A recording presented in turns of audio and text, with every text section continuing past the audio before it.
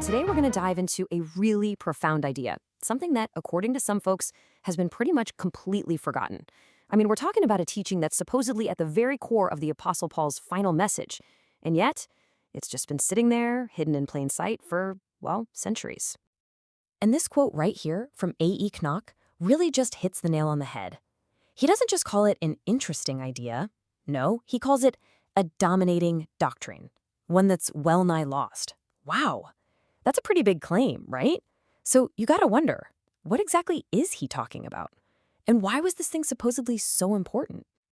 Okay, so the whole idea we're looking at here is that there was this central teaching, a great secret, if you will, given to the Apostle Paul. And this wasn't just any old teaching. It was something that had been kept under wraps from, well, everyone before him. The claim is this is the key to understanding the whole point of everything. So what is it? What's this big secret, this lost doctrine? Let's just get right into it. All right, so the secret, it all comes down to one single Greek word, pleroma. You'll find this word popping up in Paul's later letters, like Ephesians and Colossians. And believe me, it is packed with meaning. So what does it mean? Well, at its most basic level, pleroma means fullness. Or maybe a better word is complement. It's the thing that's needed to make something else totally complete. It's like that last jigsaw puzzle piece that finally makes the whole picture make sense. Or, the final person needed to make a team complete. It's all about making something whole. And here's where it gets really interesting. This idea of pleroma isn't just a standalone concept. It reveals this incredible kind of nested pattern of completion. So the argument goes like this. Christ is the complement of God. He's the one in whom, as it's written, the entire complement of the deity is dwelling bodily. But it doesn't stop there. The pattern continues. The church, what's called the ecclesia, is then the complement of Christ. Now get this. According to this teaching, we're not just talking in metaphors here. This isn't just some nice, poetic idea. The idea is that this relationship literally forms a single, complete being. It's like a divine expansion of who Christ is, to include his body, the church, as his necessary other half. And together they form what the source material calls the many-membered Christ. Okay, I know what you might be thinking. This whole necessary complement thing sounds a little abstract, right? But the source material points to a pattern for this that was set up right at the very beginning of everything, in the story of Adam and Eve. Let's just walk through this for a second. Think about how it all went down. First, it's declared that it's not good for the human to be alone. So a search begins for a suitable partner, right? But nothing. None of the animals fit the bill. Why? Well, because the complement had to be of the same kind. And this is the absolute key point. The perfect complement couldn't be found out there. It had to come from within Adam himself. So Eve is literally formed from Adam. And that's what allows them to become one flesh. Not just two separate beings, but a single complete whole. And Adam's reaction says it all, doesn't it? He doesn't see her as something foreign or separate. He looks at her and sees himself, an essential part of who he is.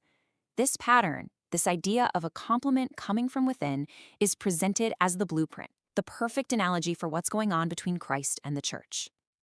So where does this all lead? Well, now we take that pattern and we zoom way out. We're talking cosmic level here.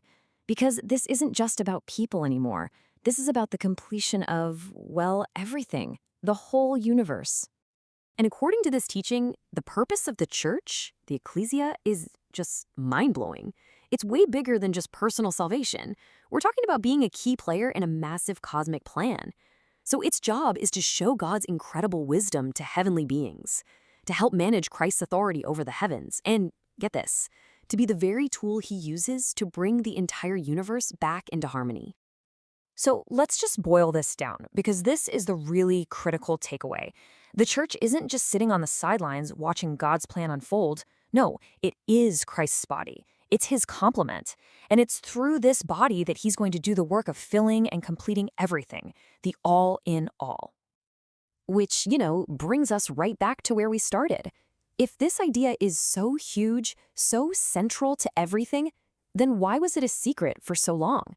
And how in the world did it get lost?